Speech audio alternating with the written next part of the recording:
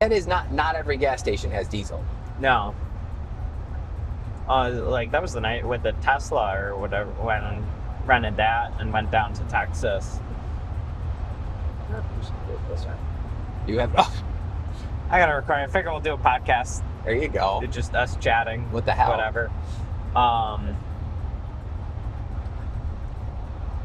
Yeah, when you guys rented the Tesla. Yeah, down into it was like that was great because it plotted out the whole course and knew where all the chargers were. And I think now they've made like the Tesla plug that's the standard nowadays. Yeah, so I have an adapter. Like almost every manufacturer has an adapter for the Tesla plug. Yeah. So now it actually for the Lucid it just came out. Yeah. So I just got mine in August. Okay. And I now can stop at any Tesla charging station too. Yeah. So I use predominantly like Electrify America because Electrify America is free for 2 years with the purchase of a Lucid. Oh, nice. This is something like a lot of people don't quite get. Like, it is not that hard to find fast charging stations anymore. No. Like Electrify Americas are all over the freaking country. I know they have them at Walmart. They have them at Walmart, you know? So it's like Electrify America are all over. They're all super fast chargers. So for me, it has worked out. So I was struggling with the concept of having a car payment because I've never had a car payment. Yeah. I've always bought cheap cars and, had fun with them. But when I sat down with my bookkeeper, he literally was like, all right, let's say you get a $600 a month car payment, right? Yeah. He goes, you're spending currently $480 a month on average on gas. Okay. Because I'm bopping back and forth between here and DC. Yeah, which, like, also, that's, even if you weren't bopping back and forth between DC, I bet it would still be a lot, because it's like you just drive a lot naturally in general. In your work. So I was about, like, 2,500 miles a month. Yeah. Just as a salesperson, and now I'm comfortably 5,000 miles a month. Between 4,500 and 5. Yeah. So I pay about $500 a month in gas. And then, my car is now 10 years old with 150,000 miles. So figure X per month. And she needs a little TLC. love every now and then. So this year I put about 2,000 into it. Yeah. So if you take that $500 a month in gas and the $2,000, say $2,400 by the end of the year. Yeah. So I'm really looking at about $700 a month in car expenses. Yeah. So what did I do? I went out, I bought the Lucid. The Lucid was more expensive than I would have liked to have spent on a car. Yeah. But my payment is $634 a month. It comes with, and the payment is for 3 years. So it comes with... that wasn't bad. Yeah. It comes with 2 years of free charging at Electrify America stations. Okay. Perfect. So when I drive back and forth to DC, I only charge at Electrify's. Yeah. So that doesn't cost me anything. And then when I'm up here, I make sure to charge at an Electrify America in Syracuse before I come home. Yeah. Or I plug it in and my house is solar backed. Yeah. So the solar panels power the car for free. Yeah. So charging my car costs me nothing at home. Nice. Nothing on the way. And it cost my husband $11 when I charge it down in DC. He pays the utility bill. Yeah. So I don't work it into my budget. I probably should because he works it into his. But it's like, once every other week, I'm charging $11. So it's $22 a month that I pay in basically electric, and $634 that I pay in a payment. Yeah. So really, I am actually saving money. I have a Lucid that was a demo, so it's basically new, and I just think it's something that more people need to think about. And they're getting better. Like, right now, my Lucid gets 305-ish miles per charge. Yeah. Like, that's great. And for most people, like for you, Jesus, like, you could literally have a car that gets 250 miles per charge, and that's going to work for you on the daily. Oh, I mean, even the thing about it too is because I have access to other, gas-powered vehicles. Yeah. If I had an electric vehicle that, say, realistically got a full, 100, 150, that would be more than comfortable. Yeah. Because it's like, with the Volt right now, which gets 30-ish realistic 30-ish. miles. Yep. On the battery, dealing with going up and down Deerfield Hill. Yep. Yep. Exactly. The frickin' mountain. Exactly. And it's a like, constant uphill grade. yeah. And it's like most of the trips, maybe like the last 2 miles, we'll use a little bit of gas. You'll use the gas motor. So it's like, realistically, I could probably get away with an electric vehicle that had a 50-mile range. Yeah. But, you know, yeah, if you're at 100, 150, I would be super solid. And the used electric vehicle market, like I was looking at the Mach-E's. Yep. Those are starting to come down into like the low 20 grand range. Yep. The Tesla 3, you can pick up a Tesla 3 for $20K. Really? It'll be 5 years old, you know, but you can pick up a Tesla 3 for 20 to 25K. Okay, those I haven't seen in that range. Yeah. But yeah. Oh yeah. I would do a Tesla. Oh yeah, in a heartbeat. The Tesla 3 is awesome. Yeah. Like, it's awesome. I would do the Mach. I think they're great. I think the Tesla is great. I absolutely adore like the Nissan Leaf. I love the Chevy Volt. Like they're great little, and I'll tell you, the Hyundai and Kia electrics, they're a little bit more because they've only been around since 2022 or 2023. Yeah, yeah. But like the Ioniq 5 is amazing. It's this little hatchback. I like the practicality of it, and I'm sure that the powertrain's great. I don't like the looks of it. I knew you were going to say that. It's perfect for you. It's like a little nerd car. I love it. And it's got like one of the cool parts about it for me, I'm claustrophobic. So I don't like cars that feel really like enclosed. Okay. It has like the center console ends here, and then the whole floor is wide open. Oh, nice. So it's old school. It's old school. So you're sitting there and it's like this tall ceiling, open floor. It feels gargantuan. Yeah. And it's amazing. It gets like 225, I think it is, miles per charge. Brand new. You can pick them up between 40 and 50. Yeah. And like I would consider the Hyundai is this Santa the great. So they've got the Santa Fe hybrid. No, which is the big boxy one. That's a hybrid. No, that's not the one. The kind of truck. So the Santa Cruz. Santa Cruz, yes. That doesn't come with an electric propulsion or hybrid powertrain. If they had one of those, 100%. It's a perfect little car for you.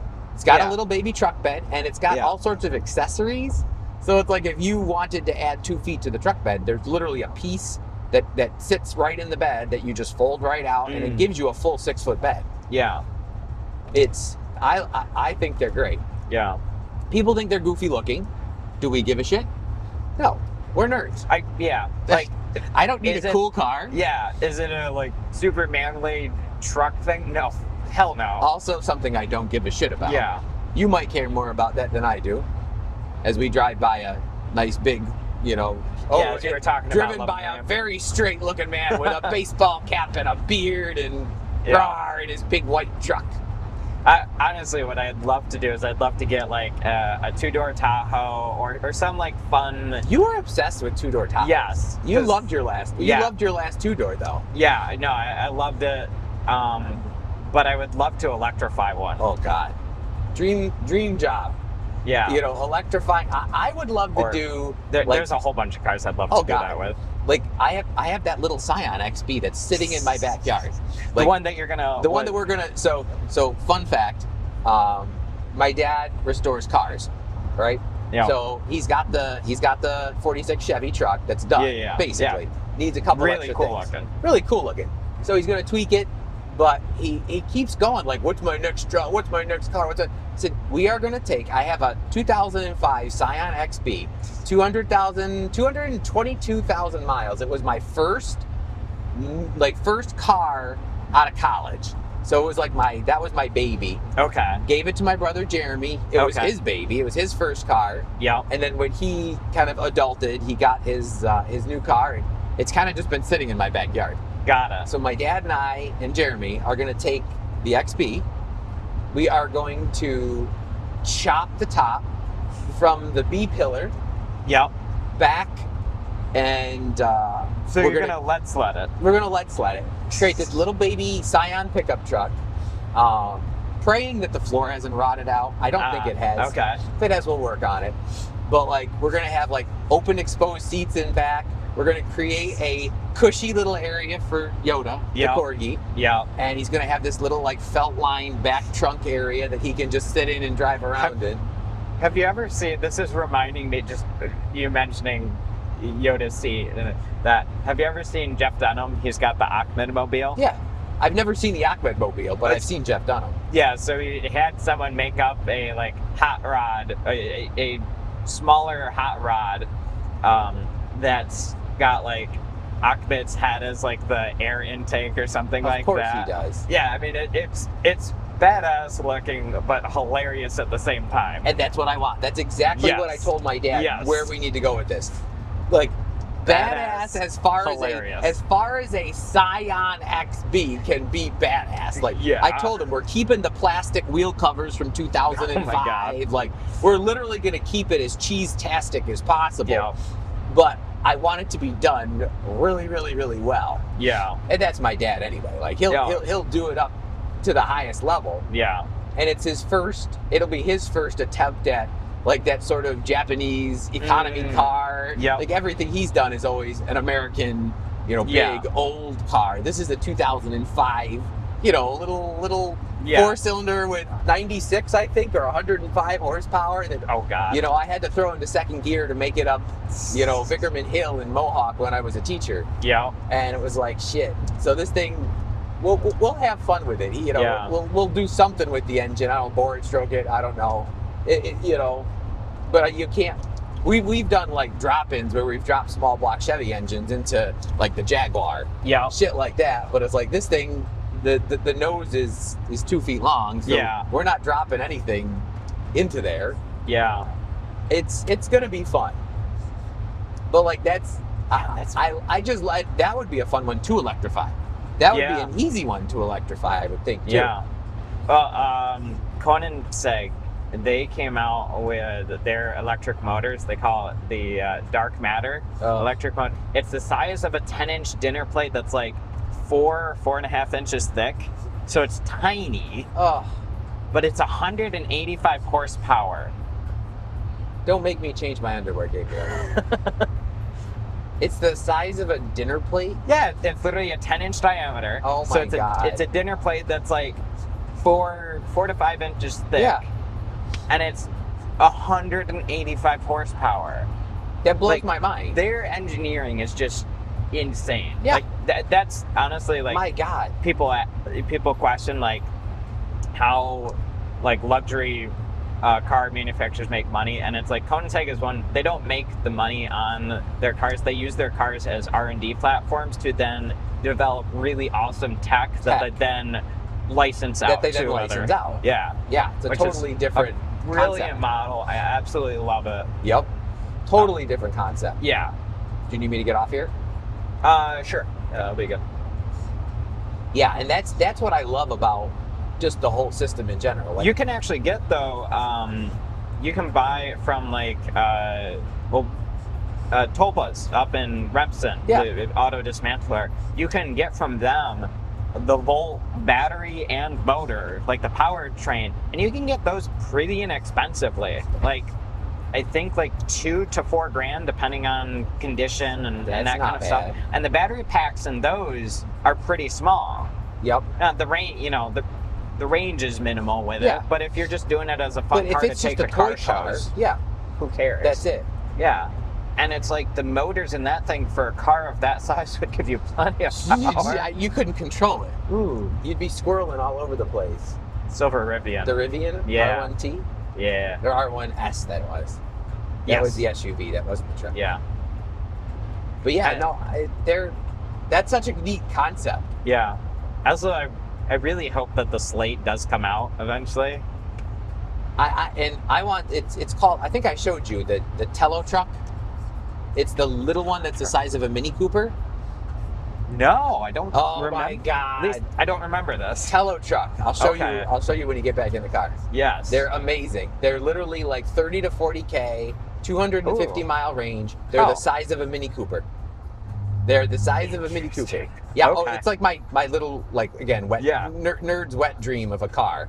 Yeah, I want to have That'd be perfect for down in DC. Oh yeah, I want to have my Lucid for going back and forth and just having a pimp ass time, right? Yeah. But then I want the Tele truck for up here to pick up and drop off material and shit like that. So I'm just going to. One's coconut, one's peanut butter. Okay. Pick whichever one you want. I'm gonna eat the other. I'm good. I don't know what it is with the protein bars, but it's like, to me, they just have this really. Most of them have a weird. Yeah. Whey proteins are not always. No, they sometimes have a funky aftertaste. I'll tell you. It's not even the taste for me. It's just they feel weird when I'm eating them. I can't really describe it, but you don't gotta describe it. You don't like it. Yeah. That's the cool part. But talking about the behind the gym that I used to go to, there's this guy. He's got like a couple of cars. Kind of it's not a junkyard, but he's got cars that have been sitting there forever, and one of them's this awesome lead sled, and I'm like, I would love to do that and electrify this old school lead sled and just use that. I would daily that. Yep. That would be like that would be super fun. Yeah. But that's why like I said, I'm really starting to warm up to this idea of multiple cars instead of one expensive car. You've got a bunch of less expensive ones that are just a little more older, a little more mileage, but more fun too. Yeah. And each one serves a different purpose. Yeah. Well, that's the thing with living in New York, is just that with the salt that they put down on the roads, and like how much of it, it's like, and that's why oh yeah, I'm like, a car lasts so little time up here, especially like with where we are. We put the cars inside the garage and it's heated, and I think that makes it even worse. Mm-hmm. And so it's like, if I had, like, with the two-door Tahoe, because it was only two-wheel drive, which I think is part of the reason why I loved it. It just drove so easily. Yep. Compared to like a four-wheel drive, where it's like the steering, you can feel the mechanics and the weight behind it. Also, that thing was a window wagon. Oh my God, yes. And that also had the full floor there, so super roomy. And the bench seat across the front is like a fucking couch. Yeah. Oh yeah. Literally, like, so comfy. You can just take that out and put it in a man cave. You could. I've thought about with the in those like late 90s Suburbans and other Chevys, like getting one of the cloth covered like the captain seat or whatever, and just turning that into a desk chair. Hell yes. Hell yes. Those things are great. But yeah, and didn't drive that in the winter because it was two-wheel drive. And I was like, okay, just not driving in the winter. And it's like, I think that makes a lot of sense, because it's like, then the vehicles do last a long time. Mm-hmm. It's like, you go down south, like we can go down south and visit friends. It's like, oh yeah, there's a vehicle from the early 2000s that looks basically brand new, and it's like, oh, it's got 180,000 miles on it, and it's still going strong. Well, your Bolt is what, 14 years old? Yeah. Wait, it's 2011? Yeah. 2011, 2012, something in there. And you picked that up where, Jordan? Tennessee. Tennessee. Yeah. I mean, it's beautiful on the outside. Oh, yeah. My Lucid was from Las Vegas. Yeah. I mean, that thing it is brand new, basically, but it looked brand new. Yeah. It had never seen snow. When I picked it up, my husband was literally just like, are we going to drive this in the winter? I was like, well, yeah. Like, that's our daily. Yeah, New York sucks for cars. Yeah, that's why I have the mentality of, like, if I get a somewhat newer vehicle, it's like, I'm keeping this thing only 2 years. And that's also why I don't want to really like super fancy customize stuff or things like that, because it's like, well, if I'm only gonna have it 2 years, and then like probably knowing me, it's like I will get a different make and model entirely. Yeah, entirely, because it's like, you know, in that regard, we're very similar, where we want to try. Too many interests. Yeah. You know, I won't ever be that guy that literally gets like a new Dodge Ram every 2 years. Yeah. Like your dad. Well, not every 2 years with your dad. Every 3 or 5 years, yeah. Yeah.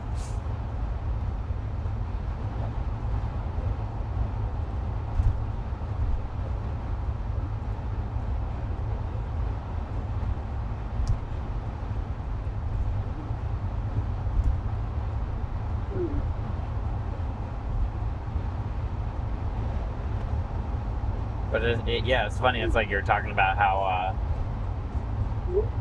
your first car was what, $3,000? $3,300. Yeah, and it's like, I hear stories from my dad where it's like, oh, passed up on a 1958 or whatever Corvette Fuelie for $1,800. Yep. That's the kicker. Now that's a freaking, $200,000 car. It's wild. Yeah.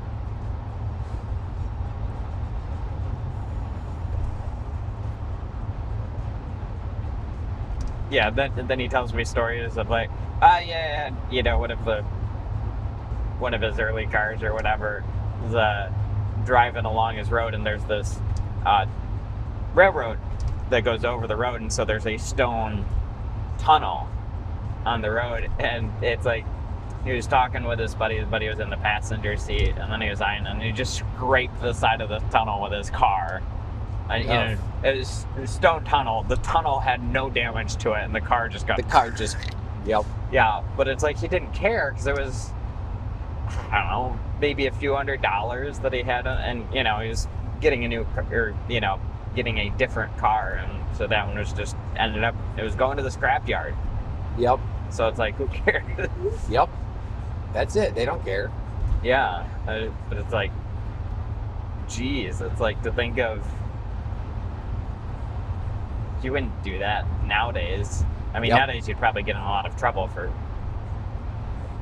doing something like that regardless, but it's also just that the vehicles now are so expensive.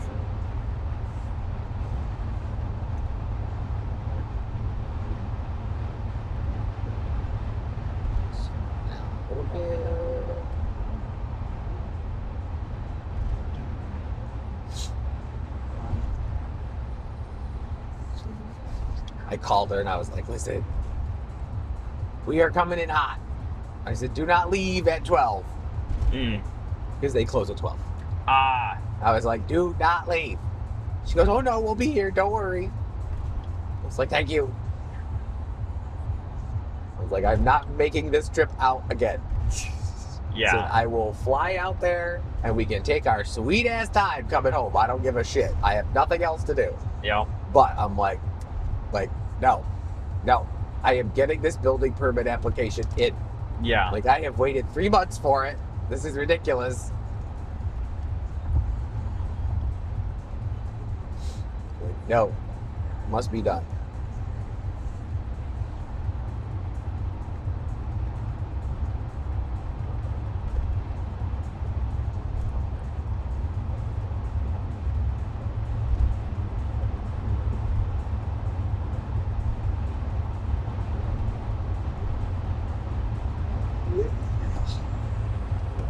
I hate texting and driving. Unfortunately, when you're on a 2-hour jaunt, sometimes you don't have an option. Yep.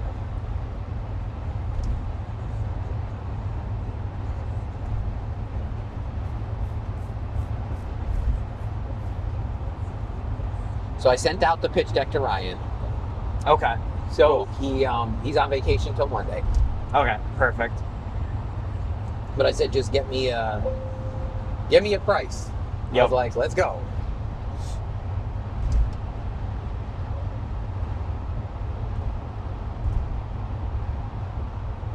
Yeah, I did 99 Designs, which they're one where it's like you get a whole bunch of different people that give you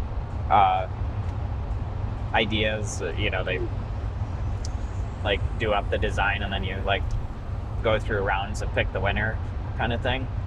Yep. They have a thing for doing presentations and pitch decks and stuff like that too. So Yep. But I mean, I like his work. So as long as the price is fine, then go with that.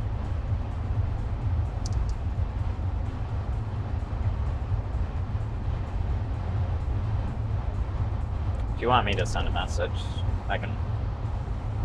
Also, if you ever want me to stop this, just let me know. I don't care.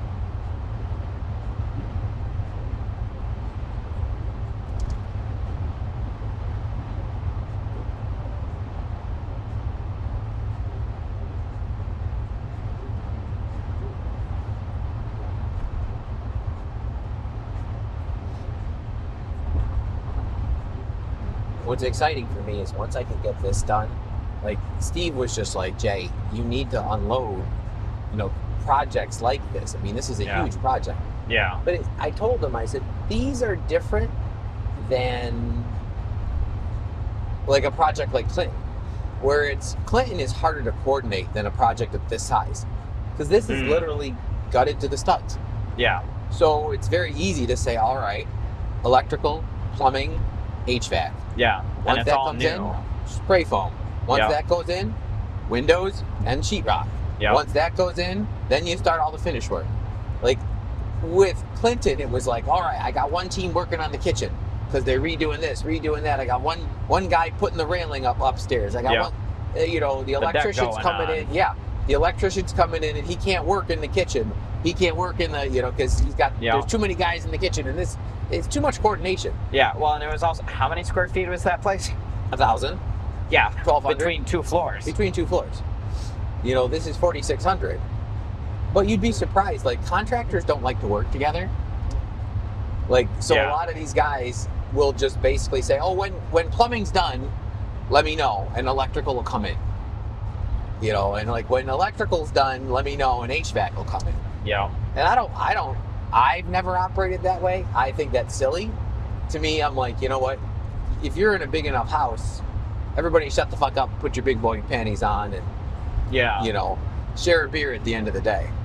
Yeah, all of the guys, when our house was being done, because Gary Seelman, he essentially GC'd it without not GCing it, but it's like, it's like, oh yeah, call up these guys for electrical, call up these guys for plumbing. Yep. That kind of thing. And of course, the house is massive too, so plenty of room, but it's like, right, inevitably, it's like they all end up, there's common areas where it's like, okay, all of the plumbing and all of the electrical end up in the same freaking area in the cellar. Yeah. But it's like they all, they all played together nice, right? Work through it. Yeah. And that's the kicker. Like that's what sometimes makes me laugh about contractors. Is I'm like, did you not go to kindergarten? Like, did you not learn how to share? Like literally. Like that's all you got to do. Like just if you're gonna order a pizza for lunch, talk to the HVAC guy standing there and ask him if he wants it. Yeah. Like, you want him to throw in a few bucks, But a lot of these guys just, for whatever reason, they don't like playing together. Yeah. And I never understood that. Yeah. And then the thing, like, if you have ones where they can at least play together or, cohabitate, but it's like then on the next level, if they can, like, cooperate. Even better. Yeah. And then that also leads to, it's like, well, then the electrician and the plumbers can talk with the guys throwing up the studs or doing framing and be like, hey, can you, pre-drill the holes here before you even put the studs up? Because guess what? That's a lot freaking easier. Yep. That's what blows my mind. I'm like just sitting there going, if y'all just played together, and that's most of my team now is so comfortable around each other, Yeah. and or related, so they feel comfortable. Yeah. Right now, like Jim, one of my GCs, will call up Donnie, my electrician, and just be like, Donnie, we need you over here. Yeah. Can you get over here at some point to run the hood vent? Yeah. Something stupid like that. And it's always sure. I'll come over after rewiring this other house and come take good care of you. So it's my boys now are getting a pretty good workflow together. Yeah, that's good. That's nice. But that to me again ties into kind of what we do. I look at the power of knowing your guys' styles. Yeah. Knowing how they work, knowing how they play together, knowing how they tick, and putting the right guys into the same house. Yeah. We talk about it from a sales perspective. Yeah. And it makes sense, obviously, perfectly for sales. Yeah. But when you're GCing a full house renovation, oh yeah, why wouldn't you also have your plumber so that you know what their personality type is? Yeah. Why wouldn't you have your electrician so that you know what their personality type is? Your trim carpenter, your kitchen installer, your tile guy, your floor guy. Well, I mean that's like why we recommend that with realtors, right? That they do it with all of your referral connections, so which ones to refer, because it's like that can make or break the difference, right? And that also makes the closing happen so much faster. More in states that are attorney closed, probably affects more so than what's the transaction company. Yeah. Yep. But it's like getting the right mortgage partner, and they're getting the right insurance. Team. Yeah. Right. Your team, one of the most important elements of real estate is the team that you assemble. Yeah. And that's one of the first things that I coach. So when I get a new agent who starts coaching with me, I said, okay, step one, identify your team now. Yeah. Most people don't. Really? Most agents don't think far enough in advance to establish their team. So when you start, and this is why I tell agents, coaching at the beginning is just as important as mastery level coaching. And find yourself a coach who has financial programs for new agents. We do. And that's always been my belief, is most of the agents that I coach are not mastery level coaching clients. They're brand new. Yeah.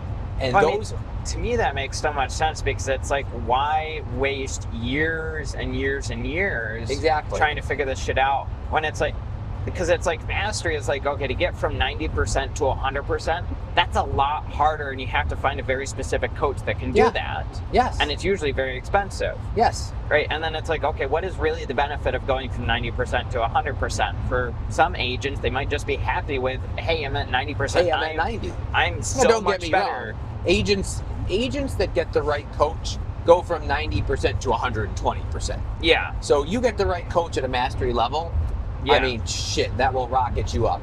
It's like to go from zero to go from zero to 50, hero.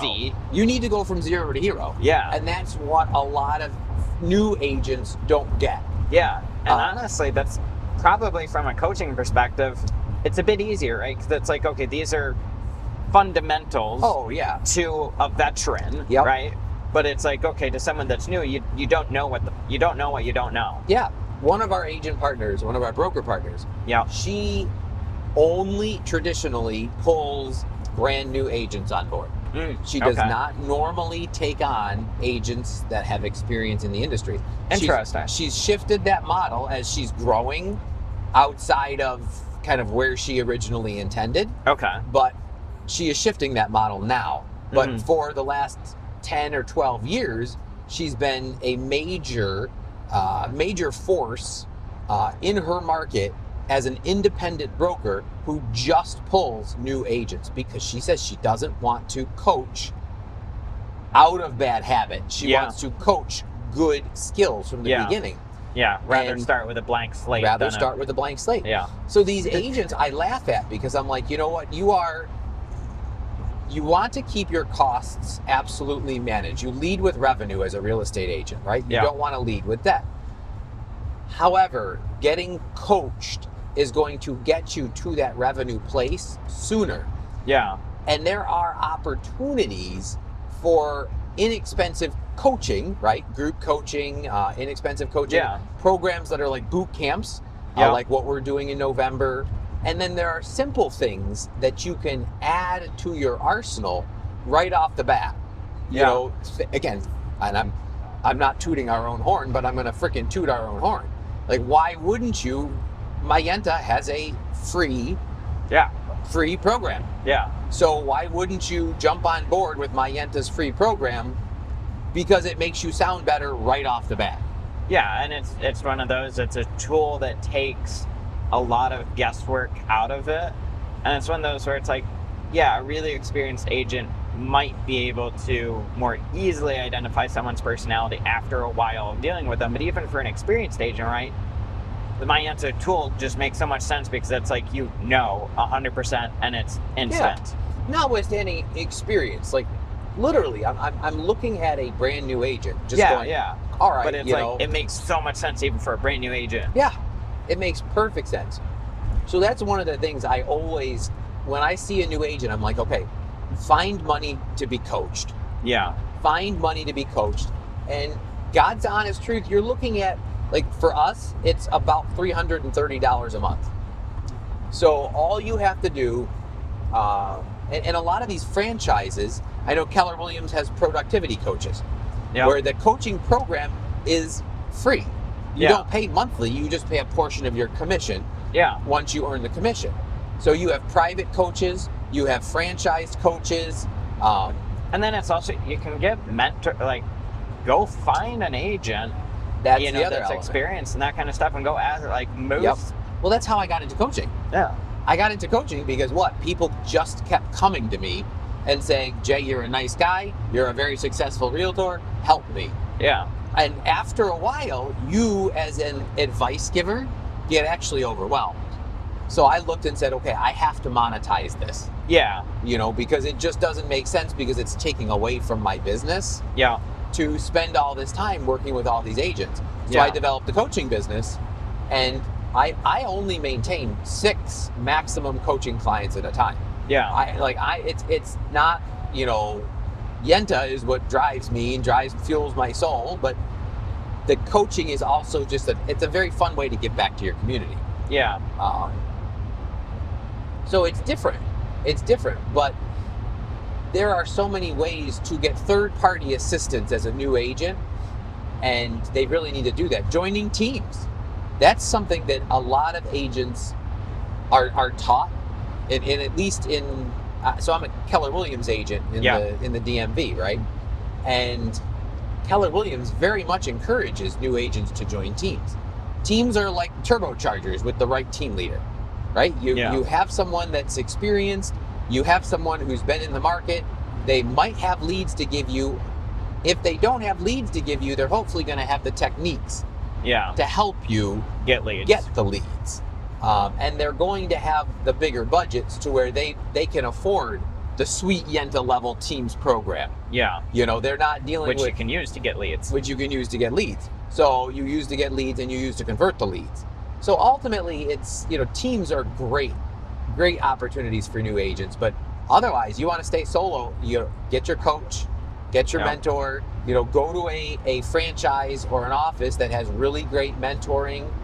But I will also say, these offices that do, where you're just an agent who has a really nice broker who says that they'll mentor you, remember that in the absence of a monetary obligation, that broker has to go out and sell real estate too. So how much time and energy are they going to have to coach you? Yeah.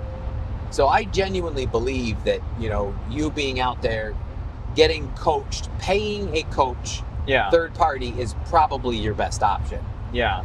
And it's at the end, it's an investment in yourself. 100%. Which is it's a write-off.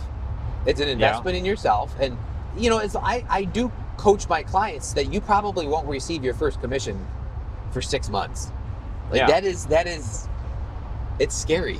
It's scary because you've spent all this time and energy getting your license, doing your thing chicken wing, taking all these tests, And then what a lot of agents I don't find understand is that, hey, when you get into this, you're probably not going to, say you make a sale in your first 2 months. Woohoo! Congratulations, that's the rarity. Yeah. Okay, that's amazing. And then, in New York, you're going to wait 75 days to close, so 2.5 months. In my other market, everything goes smoothly. In the DMV, you're looking more like 30 days. Yeah. So you are in it, let's say, for 2 months before you ever sell anything. In a fast close market, you're not closing for another month and getting paid for another week. So you're in it at 3 months and 2 weeks. Yeah. In a slow close market, you're in it for 5 months. Yeah. Before you ever make a dime. Yeah. So it's very hard for agents to see coaching after spending hundreds of dollars taking tests and courses and all these things and review books. Oh, then you're going to have to spend another $300 a month on coaching, and your MLS dues are due, and that's $1,500 a year, and your franchise charges you $89 a month or whatever they charge. So it's tough being a new agent. Yeah. It is genuinely tough. And the success rate is 20%. 80% of the realtors that start are gone in 2 years. 20% make it. So hell, you need as much help you can get. I was gonna say that's even more of a reason though to actually, get the coaching and do that kind of stuff. Because it's like, if you've already invested that much at this point, it's like, okay, $300 a month, but it's like, if you really want it, it's like, go drive Uber on the weekends or whatever, right? Like, well, and it's hard because so many of these realtors that start, they see these shiny pennies on social media, and they're looking at these realtors who have been doing it for years. Yeah. So they don't understand that, but they're huge on social media. So these realtors, do all these stupid social media things because they think that is what will get them business. Yeah. And don't get me wrong, your program has to include social media. You cannot ignore it. Yeah. But it is fundamentals and basics that drive your initial business. Yeah. I have coaching clients who still to this day, and I've had to fire them, do not have a contact list. So my first task with a coaching client is 10 contacts a day. Yeah. Every single week. We're adding 10 contacts a day to the contact list until you have 120 contacts. So it's 12 weeks. Yeah. Not 12 weeks, it's 12 days. Yeah. Okay, and you're at 120. So 2 weeks, you got 120 contacts. Then we do the same thing, and it's 5 contacts a day for the next 2 weeks, so that we can get them up to 220 contacts. Because it's statistically, I think it's between 200 and 250 contacts. If you work them, you're going to get a sale. So if we have between 200 and 250 contacts and we work them, you're going to get yourself a sale. Yeah. So for me, that's the critical mass. Yeah. So many of these guys struggle with that. And I'm like, no, don't struggle. Yeah. My intern used to pick on me because he could not come in the door to our office until on the door was his clipboard. He had to put 10 contacts in. Yeah. And I didn't care who they were. Yeah. He was 18 years old.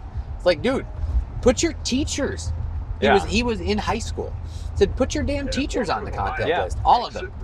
Yeah. He's like, well, what if I don't know them? I said, go up and introduce yourself tomorrow, and you can put them on your contact list. Yeah.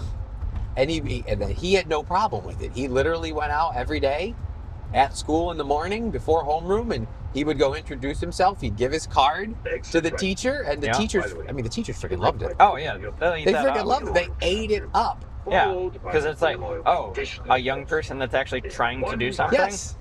Yes.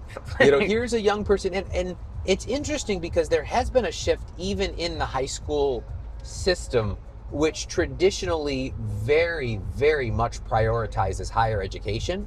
Mm-hmm. I think the teachers knew this kid, knew that he was never going to college. Yeah. Like, he made it eminently clear. Yeah. So there was not that sort of pressure on him. Yeah. So instead they were like, oh shit, this kid's 17 years old. He's not even licensed yet. and he's already going to work. Yeah. You know, and we ordered him his business cards like immediately. Yeah. He wasn't licensed yet, so he wasn't a real estate agent. Yeah. You know, he was a real estate intern. Yeah. And he literally ate it up. Yeah. And he did 10, he got licensed in February. He did 10 transactions between February and his graduation. Holy. Now, most realtors don't do 10 transactions in a year. So he did 10 transactions, and it was, some of it was team driven. Yeah. But I'm not going to discount him. Like, he worked it. Yeah. He worked it. And it was that contact list. Yeah. So I just, it blows my mind when people are like, oh, Jay, I just want to do open houses. I just want to, no. Like, get the fundamentals in. Get on the damn phone, you know, and even like get on the text message, get on the phone. I am, the elder millennial in me is still okay with the phone call. Yeah. So I get it. A lot of these like Z's and, you know, late millennials, they don't want the phone calls. Yeah. God bless you. You know, you can, I don't mind if you do it via DM. Like Insta direct messaging and Facebook messaging and LinkedIn messaging, all that shit. I'm not opposed to it. I still believe that the phone is the most effective means of communication and means of getting business, but I understand. Yeah. So, you know, it's just, it's so hard. And and again, not pushing our program, but pushing our program. It does make sense to me for realtors to look for low cost assistance, you know? So free programs, you know, there are free trials of CRMs. There are like free levels of softwares. Yeah. Not many. I think we're one of a very few that help realtors with lead generation and sales. Yeah. I mean, we even with our paid level, it's $30 a month. We're going to spend that on lunch on our way back today. We're going to spend double that on lunch, actually, on our way back today. Yeah. So it's like we built the entire program, even if you're using the unlimited tier for a solo agent, to be insanely, probably, honestly. It's what, $30 a month, right? Yeah. For a solo agent? Yes. So new agent, probably literally, realistically, we should be charging three times that. Wait, yes. But again, but Gabe, we talked about this. The whole point was to make it so that everyone can use it. Yeah. No, so absolutely. for me, it's, hey bitches, don't get, like, literally, I stopped getting my chai tea lattes, right? And I stopped getting my chai tea lattes, and my bookkeeper told me, he goes, do you know you're saving $50 a week? And I said, no friggin' way. He goes, you spent $8 a day. Yeah. $8 a day on chai tea lattes. Yeah. I mean, don't get me wrong, they were fucking delicious. Yeah. But is it $50 a week delicious? Shit. So I stopped and I started making them home. Yeah. And I was like, oh damn, like, first off, it's less than $1 to make it home. Yeah. And I'm using like local teas blended by one of our friends. I was like, she makes amazing teas. So I'm using a gorgeous blended tea. I'm making all sorts of fun concoctions, you know. So like right now, my favorite is like I'm going all, you know, what's it, Karen here or basic white bitch, but pumpkin spice. Yeah. But I'm making it, you know, because I'm a what do we say, recovering diabetic. I'm making it with all monk fruits. I'm post-diabetic. What they actually call it remission. I am in remission with my diabetes, but I was a former diabetic, and so I'm making it now with, you know, no sugar. Yeah. So everything's done with monk fruits and natural sweeteners. So I'm basically getting my chai tea lattes with, you know, non-dairy milk, which I've always done anyway, because as you and I both know, dairy is not a great thing with us. And, you know, I'm able to make them protein rich. Yeah. And no sugar.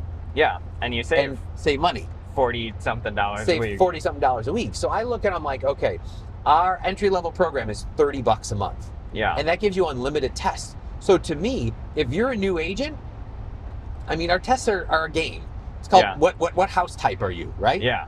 So you post that shit up to your, I'm a, what am I? I'm a, you're a container house. Yeah. Modern shipping container Modern house. shipping container house. Yep. I'm a modern shipping container house. That's an ENTJ.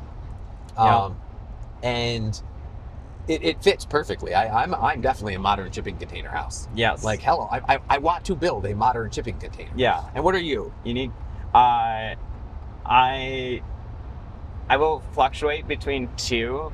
It depends on like if I'm extrovert or introvert. But I often get modern shipping container house as well. Okay. So we're ENTJs. Yeah. Actually, that makes perfect sense. Yeah. And if you're in your introverted mode, you're an INTJ. Yes. Okay. Which is what? Do you remember? No, I don't remember. Okay. So, I mean, you're basically playing a game with your people, right? Yeah. It's so easy. And you just post that to your social medias. Yeah. And the next thing you know, your friends are taking the damn test. Yeah. And then they're sharing it. We have it where they get a link so then they can share it on their social media. It's like, oh, this is what I got. What did you get? And so it becomes this viral effect. You're getting leads. Results. You're getting leads. Yeah. Like it blows my mind because we envisioned Yenta as a tool to help you, the client, communicate with your client faster and easier. Yeah. And it was actually understand them better. It was a conference that we went to where we had this respectable, cool older gentleman who had started 4 companies just like ours, and he looked at us and said, "Oh, so you guys are a lead generation platform?" And we looked at him and we're like, no, we're like a lead conversion platform. Yeah. And he looks at me, he goes, "You're missing a very large, powerful element of your software here." And he explained it to me, you, and Kyle. Yeah, and I just we remember had always been sort of hesitant when people would ask us at conferences, like, "Oh, so you're lead gen?" Yeah, you can use it, but that was never the main purpose. That was never the main purpose. Built it. But yes. And he literally was like, are you nuts? Yeah. He goes, "This is brilliant." He goes, "You post up on," he was the one who gave us the idea. He's like, "You post up on your social media, hey, I'm a Saltbox Colonial. Yeah. What type of house are you?" He goes, "Everybody loves that." He was like, he looked at me, he's like, what Hogwarts house are you?" And I looked at him, I said, "I'm a Hufflepuff. Why?" And he's like, "Oh, no surprise to me." And I was like, "What?" He looks at me, he's like, "Listen to me, you're sitting here chatting with me. All you've done the whole time is smile. Everything's been a yes sir, no sir, everything." He goes, "You're super polite, you're super friendly." He goes, "You're definitely a Hufflepuff." I was like, "Why? What are you?" He goes, "I'm a Slytherin." I was like, "That's because you're a evil businessman bastard, aren't you?" He goes, "Yep." He goes, "I'm totally a Slytherin." I was like, he goes, "But everybody knows what Hogwarts house they are, right?" Yeah, even if they haven't read the books. Even if they haven't read the books. He's like, they know what Hogwarts house they are. And I was like, "Yep." And he goes, "Just an interesting aspect of your personality testing program." He goes, "What did you think you were?" And I was like, "Well, I mean, my problem is that I literally kind of range the span. Yeah. Like, I could see myself some days as Slytherin because I am a brutal businessman some days. Yeah. I can see myself as Gryffindor because I'm a natural born leader and I love that. I'm a complete nerd. So I was like Ravenclaw, and I'm also just this happy, jolly gay guy. So I'm like Hufflepuff." And he laughs at me. He's like, "Well, he goes, herein lies again the strength of your program." He was so good. Yeah. He was like, "You don't." Wish we could have hired him as. Oh God, we honestly should hire him for a consultant. But he was just like, "Jay," he goes, "You people think," like, you people, he wasn't a realtor anymore, but he was referring to realtors. "You people think that you know who you're dealing with." And he goes, "The reality is you don't, because people present differently based on different things." And he said, in a test, a personality test, they're designed to get through that. Yeah. It's harder. He goes, someone who is a true chameleon, he goes, or someone who, and this is my experience, someone who really does border a lot of personality ranges, which my personality always has. I've never been really heavy into one of them. Yeah. So when you look at my disc profile, So the disc profile is one that pictorially will represent you on a 4-quadrant chart. Yeah. Right? My disc profile really hovers around the center. Yeah. Because I'm not extreme in one way or the other. Yeah, and then with ours, the percentage that you swing from one side to another on the 4 given traits, or actually 5 given traits, is you're probably right around the center for most of those. Yeah. So for me, I mean, I just took our test again yesterday, just because it was fun. I was like, hell, and my little lines were all pretty much, 55. Yeah. I do have a higher extroversion score. Cue my shock face. Cue your shock face. You were extroverted since the day you came out of the womb. I pretty much was. And so, yeah, I mean, that makes sense to me. As I've gotten older, I've actually become more of an ambivert. I credit my husband with that. He's taught me that kind of my quiet time, my reflective time actually is a great time for me to recharge. Yeah.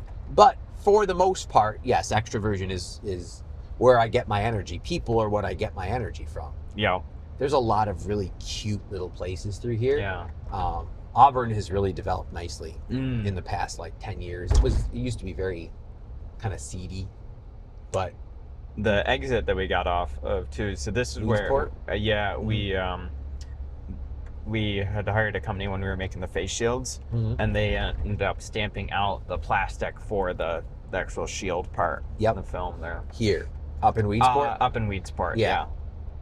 Weedsport so it was so weird driving the throughway during COVID because it's like there was nobody on it, just and dead. it's still before they had the all the Easy Pass touchless stuff. So they just had a printed out sign on that. It's like, you're good, just pass through. Like throw in 25 cents if you want. Yeah, kind of thing. And it was just like, this is so bizarre. But we were driving daily on the thruway to get materials because of how much demand we had when we were selling the face shields. Really? Yeah, well, when Emily got the advertising really going, we got on the news. That was a big boost. And then the advertising, we were selling, on average, 2,000 face shields a day. Oh, my God. Yeah. Well, that's what our home inspector, Al, our home inspector shifted into face shields during COVID. Yeah. And he said, I mean, he made bank. Yeah. Bank. And I was like, God bless. Yeah, and we got it where Shenango Valley Technologies, they were doing the injection molding of the frames because we were initially cutting those out of acrylic on our laser machine. Yep. And very quickly killing that machine with the interest that we got. The amount of, yeah. Yeah. And then, so we got that injection molded, and then we were cutting the shields out on the CNC machine. And so then we got that where that was stamped. A place out in Rochester made the actual, thing to stamp it out, and then the place up in Weedsport did the actual stamping there. So I mean, and that's it. You found everything kind of locally-ish. Yeah. Yeah, we were getting the clear plastic material, which that was the hardest. We actually had some in stock, but then we were able to get decent quantities from a firm out in Syracuse. So we'd pick it up in Syracuse, cut it into sheets, bring it out to Weedsport. They'd stamp it, come back out, grab the stamp stuff, and then bring it back to the garage and, put it in, assemble our little packs with everything and ship them out. And we were only selling, $8. It started at $8 and went down for volume. If you did volume. Well, but what was your cost? Material cost was a little less than $2. Yeah. And then we had $2 or less. Yeah, we had about a dollar in labor. Yeah. I mean, that's amazing. Yeah. That is amazing. Yeah. And then, advertising costs, overhead, that kind of thing. And that was about what Al said too. Yeah. Al said it was 250% profit margin. Yeah. It's there you go. Yeah, ours were probably a bit less, and then we had, in the mold, I think 10 or 15 grand. Yep. There. But that allowed us to do the volume. Yep. So exactly. This building up here, I don't even know what it is. I absolutely worship it. It is exquisitely beautiful. There are a number of gorgeous buildings through here. But yeah, at one point we had 8 or 10 people in the garage just packing shit up and getting it out. And we were filling a Suburban or my 2-door Tahoe or whatever with packages, driving it down to the UPS terminal and throwing it directly in the tractor trailer. I love the details. Look at the little oval windows in the attic of that one. Oh, love those. Yep. There's so many. And the windows on the bottom are arched. That's gorgeous. This one's a neat one. Yeah. One back there too had stained really glass. Cool. This one has some great coloration. So it's brick, but then they've got green and red, and love that. You know, it's very warm. Yep. And that's always one of the things I want. Like, I would love to play. I have a flip right now in Whitesboro. That's like that. It's 2004 built, so it has zero character. But it's still that whitewashed brick. Okay. And I just want to do a really cool like set of colors. It's whitewashed brick with white trim. Ugh. Like this one I love, this Richardson Romanesque. Yeah. Like that green, the yellow, the red brick. Yeah. This one I love because of the colors. Like it's got that sort of creamy color with the blue and the red. Yeah. Absolutely gorgeous. Yeah. This one is great. You know, again, just that neat like molding, that dental across the top. Yeah. I thought was kind of fun. Oh, there's a quilt show. Just in case you're feeling like an old lady. Here we go, another, beautiful Queen Anne. Yeah, I love the spindles that they have in above the porch. Kind of a boring one. It's always so hard being the driver as you're going through here. Like, thankfully I come through here often enough to where I'm like, oh, I'm not rubbernecking. Yeah. My husband always picked on me because, we're gay. So he literally, he'd be driving and, there'd be a hot guy running down the road. And he'd be rubbernecking to see the hot guy. And I would be ignoring the hot guy and rubbernecking at the tutor. Yeah. I was like, Jesus.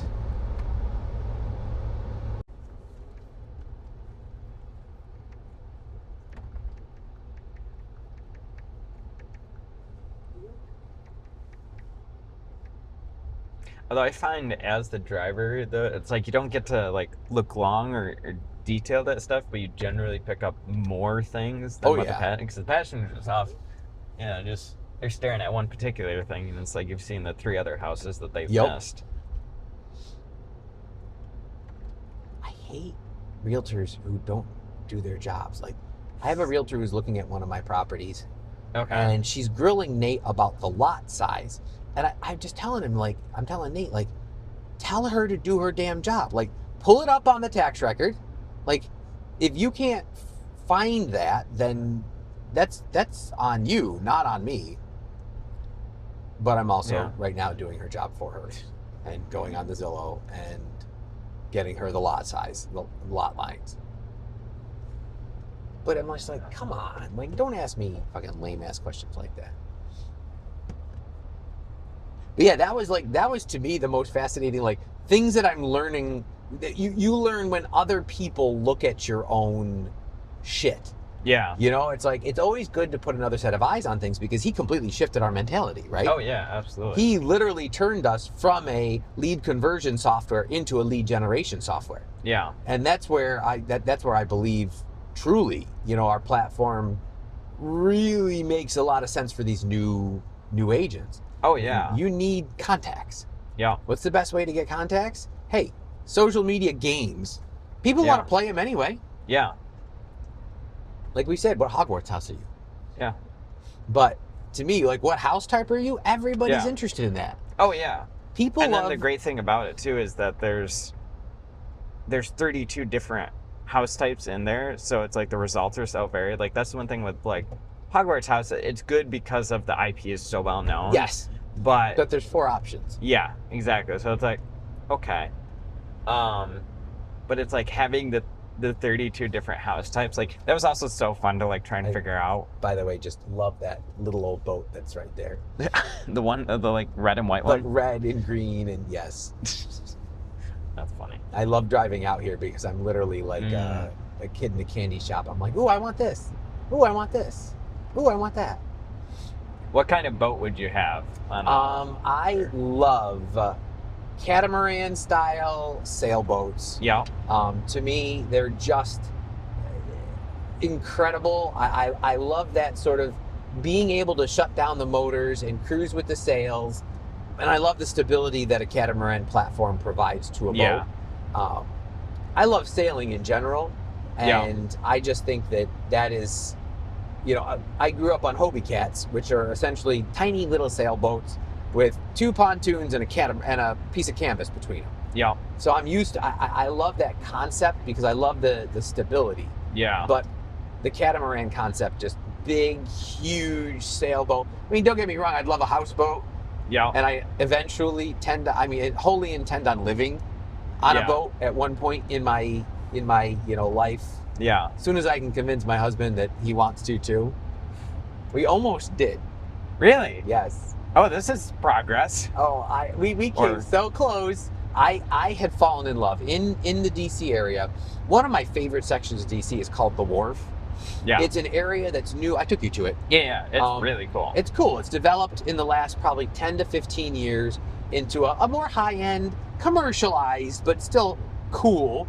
Yeah, it's area. got personality to it. It's got some personality, all focused around the waterfront. Yeah. And the Wharf has one of the country's only live-aboard boat communities that allow you full-time to live on a yacht. Yeah.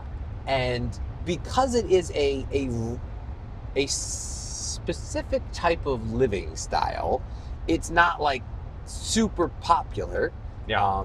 They just are a different. Most people don't want to deal with a boat. Most people don't want to deal with a boat, and a lot of people just don't have the funds to deal with a boat. Fair. So I mean, they're not financeable. They're not. You've got to have some cash, and let's just be honest, boats are expensive. Yeah. Right. So I had fallen down a rabbit hole and found out that this live-aboard community existed, that there were 5 or 6 yachts in this live-aboard community that were available for sale. And so, of course, I had to go see them all. Yeah. I took Nate first. Okay. And we kind of crossed off a few. Yeah. And then I told Steve about them, and Steve was like, oh, because Steve is just as game as I am about living in a unique situation. He wasn't sure about the boat. Okay. But he thought it was a cool thing to explore. Yeah. And man, did we explore it. We found one. It's still available. Buy my software so I can buy this. And it's called, it was perfect. 2 gay guys in the Golden Princess. I was like, oh, this is epic. She is a 1979 62-foot motor yacht. Okay. 62 feet. Total living area was around 2,000 square feet on 3 floors. That's including like your outdoor social space. Okay. So probably accurate living area, 1,400? Yeah. Still, when not you're bad. When you're in a 1,000 square foot condo, it's bigger than our condo. Okay, fair. Okay. Yeah.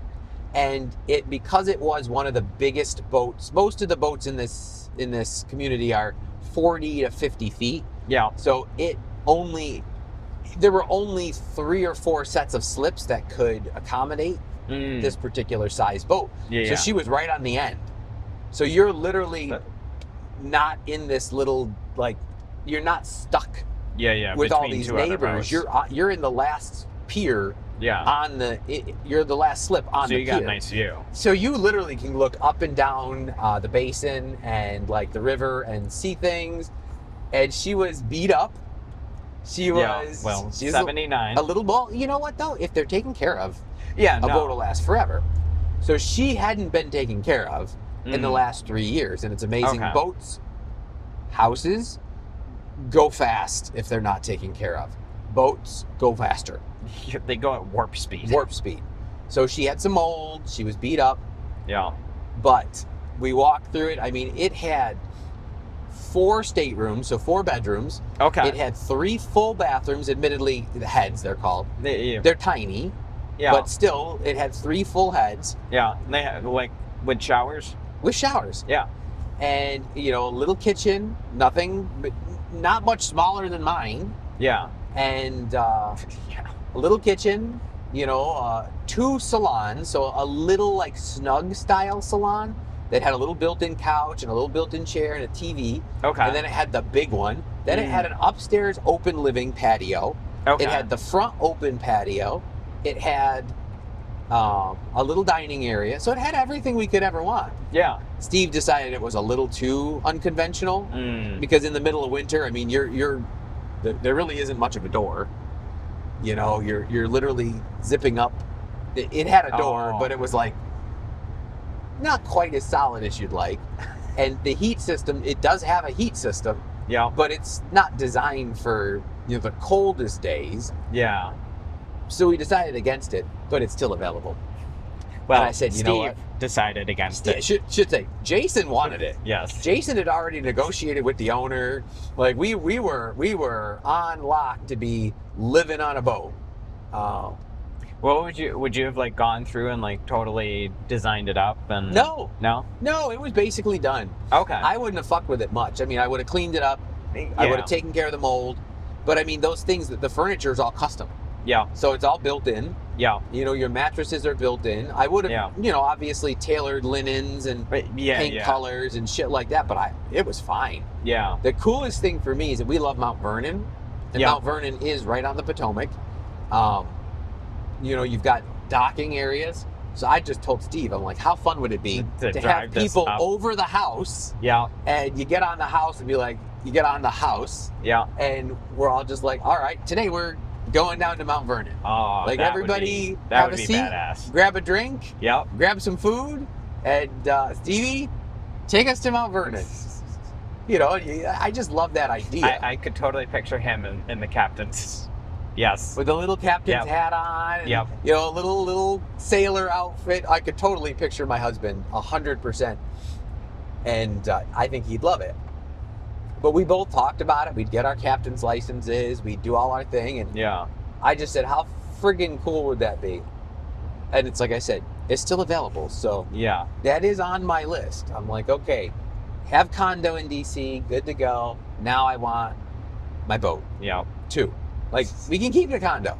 But in order to do that, we need to make some money. Yeah. Yep. It's funny, Scott and I really want to get a solar-powered catamaran. So those are now a thing. And, yes, they are. And they're amazing. Yes.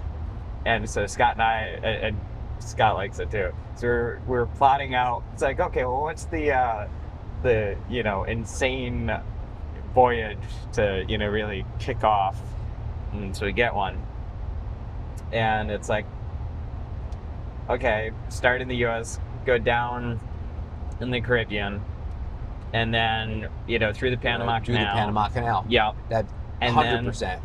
And then so here's where it gets creative. Yeah. Because I'm like, okay, this is right on line with where I'd want to be. Yep. But this is where we're going to diverge. And this is where you would hop on the plane and get the fuck out. Correct. Actually, no. Next part you might. I would go all the way up to Portland.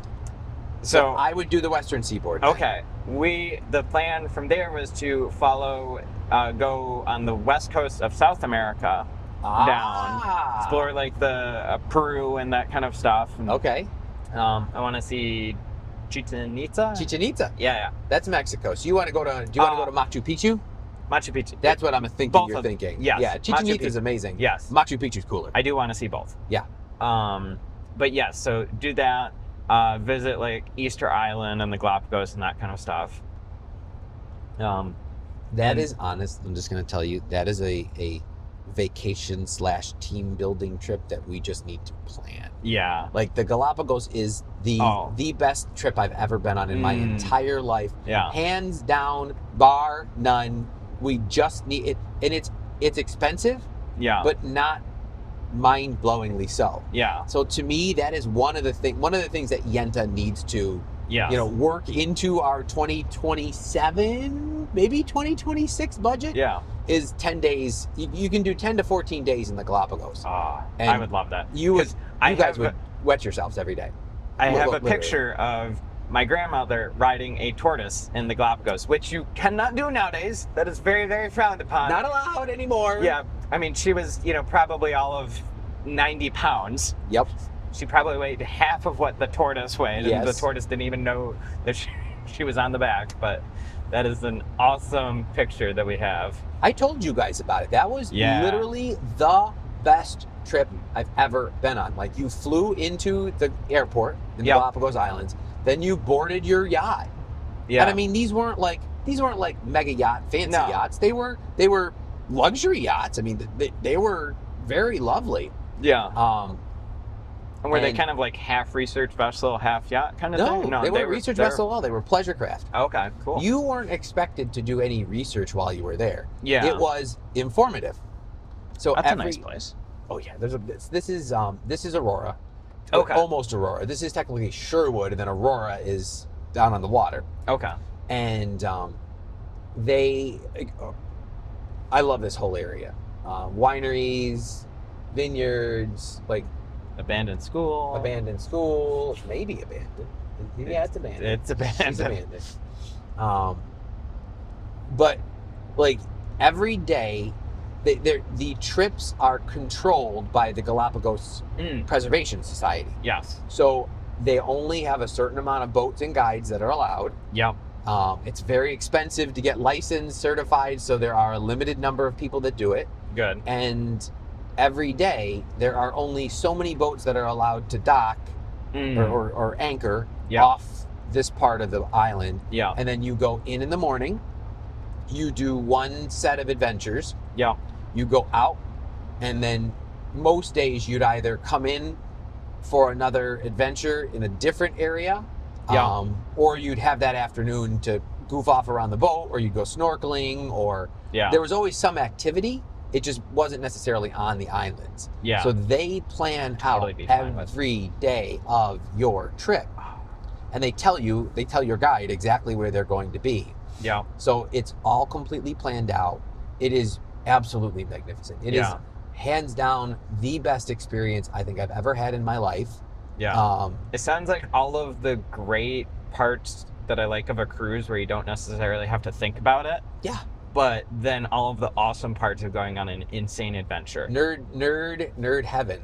And if you're sort of outdoorsy, I am not an outdoorsy person, but I enjoy a beautiful hike. I enjoy, flora and fauna. I enjoy lessons about biology. I love snorkeling. Like, that's what you did every day.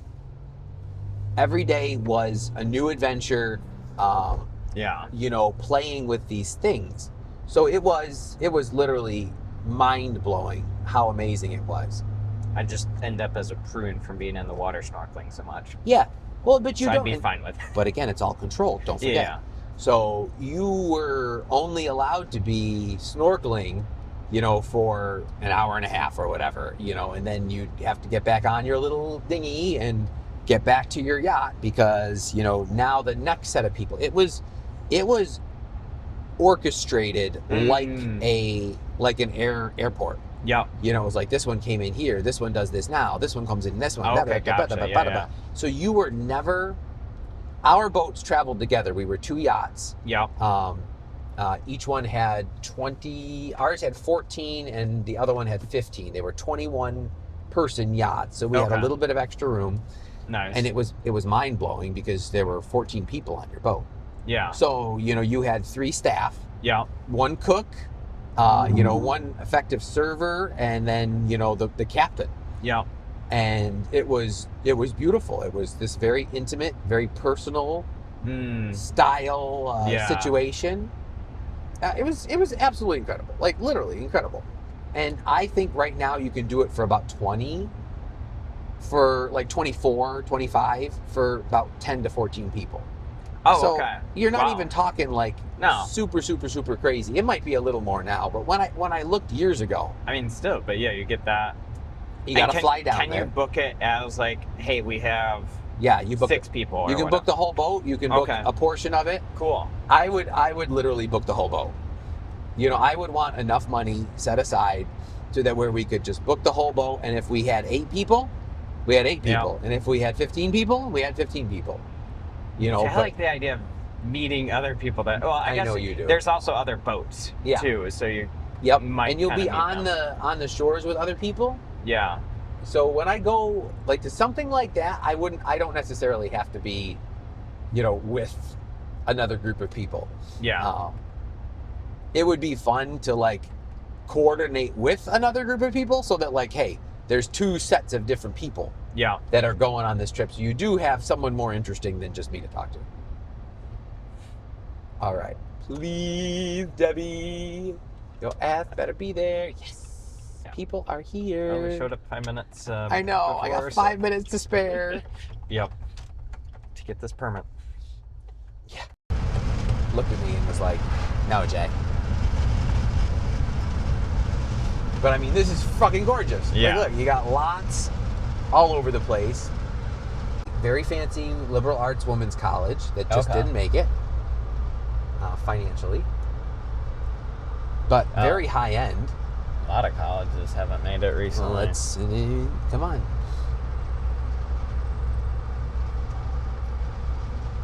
But yeah, this is gorgeous. Yeah. There is a property that I looked at with Nate the last 2 times ago when we came up here that I honestly probably made a massive fuck up. But this was $630,000. It's a 4-unit long-term this rental. White one here? Right there. Okay. And I was like, why the fuck didn't you buy it? Like, that was stupid. That was flat out stupid. Yeah, because that'd be really easy to clean up, right? Oh, God. 4 units. I'd keep one of them and rent out the other ones. But, like, this whole... That's cute. Oh, yeah. Like, this is a whole little community. Like, it's adorable. Chef table dining. Yeah, we're gonna... Okay. I'm just gonna park somewhere. Yeah. Because I don't know... I've never actually wandered Aurora. Okay. I just see it. I know there are, like, cute little places to eat, I think. But I also know it's, like, mostly residential. So I don't really know what's kind of here. I know that's gorgeous. That must be private. Beautiful church right on the water. Like exquisite church right on the water. But I just figure where all these cars and people are probably good. Yeah. Good areas. You know what? Let's just park here. Sounds good. But like I have the opportunity for some sconces and a dining room chandelier. You know, that's one thing in the I love Queen that. Anne. That's just so fun. And do more wall sconce stuff. Oh, this is bad. Oh, this is bad. Yeah, these could be really cool. Ooh. Like that is very cool. Hello. How are you?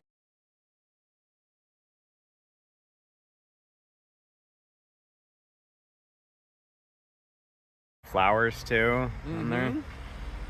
The green. Oh my god.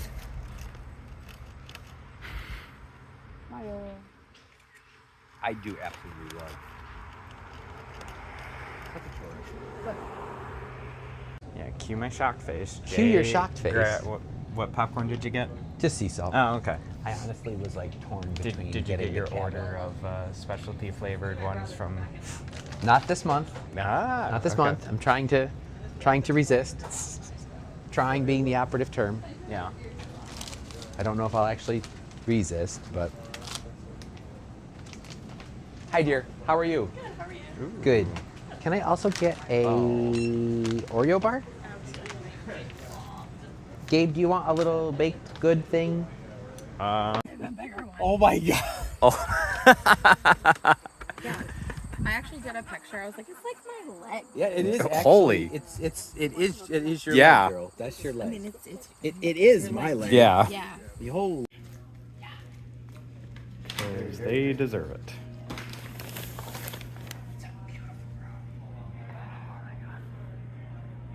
Oh, I love the crown molding. Mm-hmm. That's what I want to put back up Mm. in Aurora. Well, Oh, and I love how they have the paneling on the inside. The depth of the windows there. oh yeah. Yeah. Probably. Do we go? We'll be right back to. Oh, okay. Excuse us. Sorry. You're good. It's super simple. I love Yeah. the system of wine Storage. bottles. Yeah. Wine storage. literally that just wire. I mean, it's so perfect because it's modern, Mm-hmm. but it's so well integrated into the old school. Yeah. That looks like a good crab cake. Yep. Yep. This is a oyster mushroom sandwich.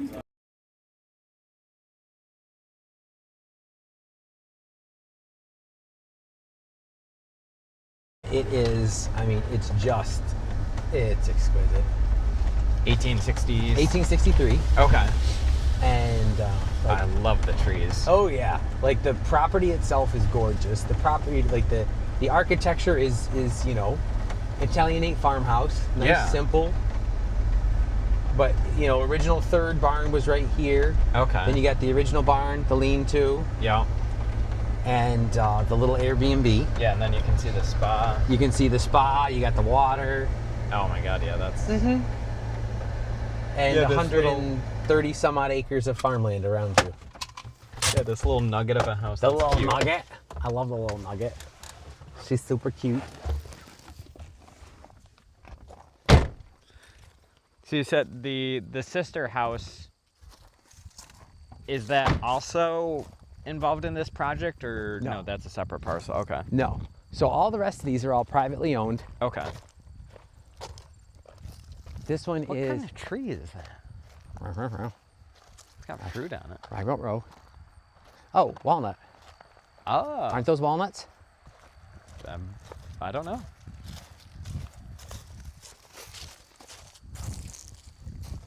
Nope. Maybe.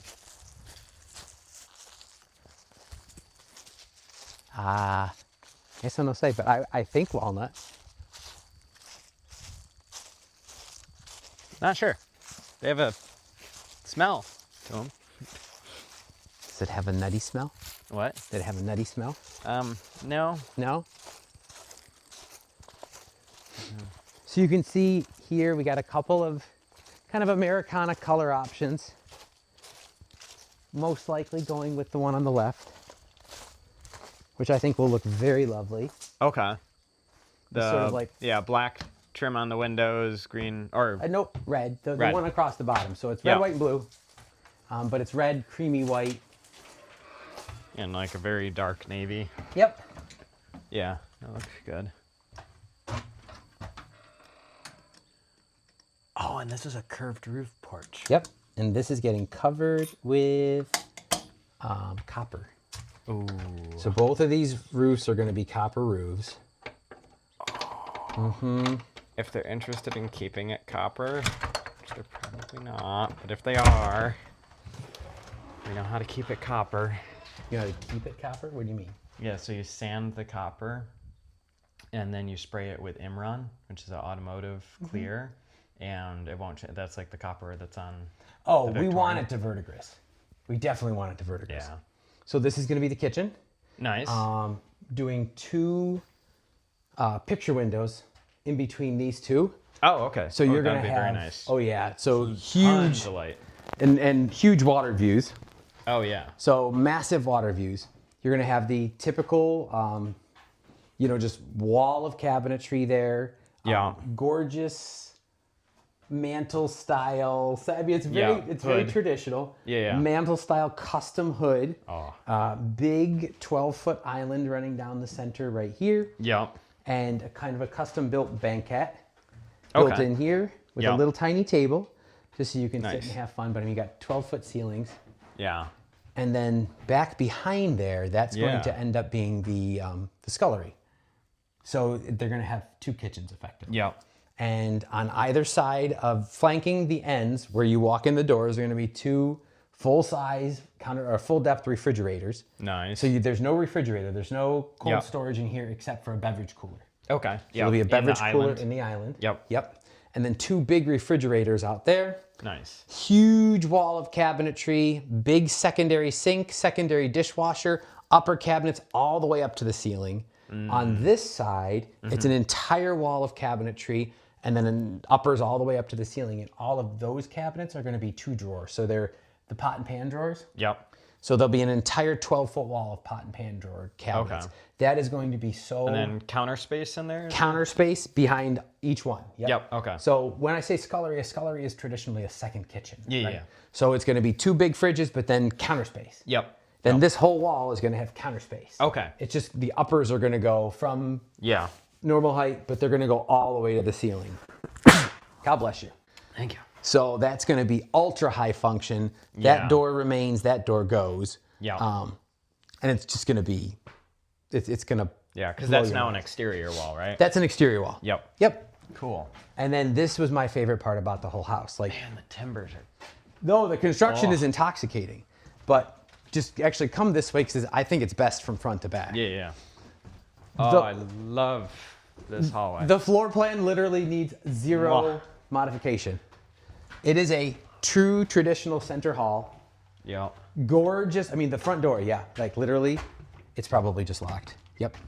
But this is, 160 years old. Yep. So it's not, but it still, watch this. Like, This still functions. it beautifully, and just look at how,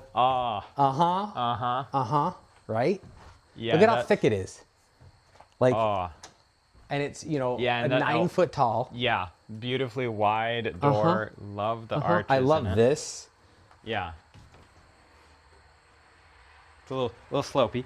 A little slopey. We're gonna be a little jacked up. Yeah. But then, yeah, you come in. Oh, Slam it. got gorgeous. Oh, yeah, so you're So saving the trim. all the molding Yep. was saved. But this, to me, 12-foot ceilings. You've got all the goodies. So there's Yeah. going to be 4 sconces here, which is what I thought Yeah, yeah. the candelabra sconces that we just found Yes. would look exquisite. A beautiful wallpaper up on this wall. Yeah. Each one of these doorways is getting widened. So we're doubling the width of the doorway between Okay. the library and the living room, Yeah, so that you I get like the that. light and the views Yeah, all the coming way through. Maintaining the trim. So what's Yeah. great is that we're So is this going to be a house, or are they looking to do this as a house. business? Okay. This is going to be their home. This is a home for a family of 5. But like, look at the views out of that window. Like literally, they are just. I mean, you got the spa and the water. Yes. I love a good. A bay nook. Yeah. Yep. And what's great to me is it's like the floor plan literally needs no mods. So No. these are decorative only. As you can see, there's no chimney behind it. Yep. But every room has a marble fireplace in it. Yeah. Every single one. I mean, that's because nowadays, like, unless it's going to be a bedroom, you can do a ventless gas if you want. If you wanted to. Yeah. We're not going to, but dry bar, walk through, Nice. and coat closet. Okay. So you'll walk through, and then back here is, Is it safe to walk on this floor? oh yeah, Okay. whole house is safe. Dining room. Nice. This is where I'm going to have 1, 2, So 3. what's that room going to be? Living room, Living room. Yep. dining room, 4 wall sconces. So this is where I figured the other one could be. Yeah. The other 4. There's your drop down for the chandelier. So that's our only real drop down light fixture on this Yeah, floor is right okay, there. And in the foyer, we're going to do 2 in the foyer. Nice. Oh And my then- God, the trim work around the stairway too. Oh yeah. Then you just literally pass right through back into the hallway. This is an incredibly modern layout. Well, it's just a simple center hall. That's what I loved about it. Yeah. Playroom, library, Nice. and like just look at the framing. Yeah. Like, holy shit. Yeah. That's, Like nothing going nowhere. and yeah, seeing all of the freaking. Yep. Yeah, I mean, it's Yep. timber framed. Oh yeah. Oh yeah, it is timber framed. Like going upstairs, like do you hear creaking? Do you hear groaning? No. Yeah. It's a 160-year-old house. Yeah, it's got his. Actually, might be less creaking than what's in mine. Oh yeah. And again, big center hall. And then it's literally 4 equally sized rooms. It's a nice attic. Oh yeah. And floor plan is magnificent. What is? Oh, That's the ladder going up to the flat part of the roof. And then it's same deal. So these are the kids' bedrooms. Okay. It's, wow. Huge. What is beautiful. this? 18 by. 14. Okay. Oddly enough, it feels bigger. Yeah. But it's 14 by 15. Okay. It's. I mean, it's. Yeah. Plenty big. closet, bathroom. Closet, bathroom. You could this is what's great about this house. The floor plan there's is a chimney. so simple. Oh, so these ones are actual chimneys. These ones are actual chimneys that ran down into the basement, and we're gonna remove them. Huh. So I don't know. Like at one point, obviously these did have functionality on this side, but the draft on them is so bizarre because it literally runs to one central chimney, but it's a 4-foot run from here to there. So usually I've only ever seen chimneys go straight up behind. You can do run out if you have a certain amount of height up. Oh, well, maybe they have enough height. Yeah. But I'm not. I mean, I'm just gonna. Yep. Then this is gonna be the master. Oh. What was the floor in here? So this is actually a vinyl. Oh, This is okay. an old, basically linoleum. Got it. But you could see, I mean, it's wood underneath. Yeah. So unfortunately, this is beyond salvageable. Yeah. But it would be cool if I could. You're saying the wood underneath or the linoleum? The linoleum. Yeah. I think it would look really cool if I could keep the linoleum. Yeah, that's why I thought it might have been like the remnants of a tile or something. Yeah. Cool little feature that's in these front rooms is these little gas lines that used to run to little gas lamps. Oh. So at one point there would have been little gas lamps here. And there aren't anymore. And again, it's another feature I would love to Restore. try to restore. It Wouldn't be that bad. I know. And we could easily attach it to a propane tank. And this is the primary. So in the primary, they're in the kids' room. Yeah. They're not back here. So, master Bath, closet. So this is going to be the guest room. Okay. And then you got, like I said, the 2 kids' rooms, the guest room. Yeah. And then back here in the servants' quarters, you've got a laundry. Oh, and that's the back okay. Yep. Laundry, artist studio, and Nice. an exercise room. Fantastic. And that's it. That's what I love about this house. Yeah. It's an old house with an amazing floor plan. How many square feet? 4,700. Okay. Yeah, so it's It's big. It's big, but it's also not like stupid. No. It's big, Yeah. but it doesn't 47 over 2. Yeah. it doesn't feel like overwhelming because the floor plan is so good. Yeah. Like literally it's room over room. Yeah. You know, it's big rooms, but they're not stupid. Yeah. Which, I mean, that's the thing, like, then say with the house, it's like the rooms are just big. Yeah. It's not like there's a lot of them. No, per se. that was one of the things I loved about the house. It's just that the rooms are. So you're gonna try and split the molding when We're gonna split the molding right at the top, Okay. right at the peak, and we're gonna run straight molding connecting it. Okay. So for 36 inches, it's gonna be a straight run, and then it's gonna have the gentle slope on either side. Okay. Because this is super easy to duplicate. Yeah. Super easy. So we're just gonna literally and Yeah. then stretch it Yeah. and then put it all back together. I think it's gonna be really cool. Yeah. I think this is gonna be really cool in general. And then I'm having Daddy make custom, it's like 12-inch crown. Like 4-piece, Yeah. really, beautiful. And in here we are doing, That's a bay window too. yeah, both sides. That's Completely symmetrical. Yeah. Completely symmetrical. Yeah. In here, they don't know this, which is awesome. I am having my dad build custom bookshelves. Ooh. So it's going to be this wall, and a match on Yeah. this wall, flankers. And then since this door is going, because that's going to be a hall bath, we're going to do this wall and this wall, flankers to the bump out of the fireplace. So I think it's going to be, That is gonna be. and we're going to just do like simple, but again, the big molding across the top, Yeah. arch across the top, and then Yeah. everything else is just going to be simple, but Yeah, which goes perfectly with the house Yes. style. wallpaper lined back. Yeah. I mean, lights in all of them. Okay, I was gonna do lit. Lit. Yep, they're going to be lit from the top. So you can see the whips already. Okay. And then they're going to be lit underneath too. Like underneath each shelf? Or you In do- the shelf. Yep, yeah. Yeah, So, I mean, there she blows. that's This is my gorgeous. baby. Yeah. Like, I love her. I'm completely emotionally attached. And like this to me is just going to be mind-blowingly pretty, Yeah. you know, and just What colors are you Simple. thinking for the cabinets? wheat and cream. Okay. It's really going to be not anything like overdone or overwrought. It's just going to be simple, tasteful, and Is that like the original? don't chew on it. It's not the original, but yeah, she old. You know, you got to figure 163 years has probably been painted 10-ish Yeah. times. So I'm going to kick you out because I have to close it from in here. Ah. God bless. And you have to help me. Okay. So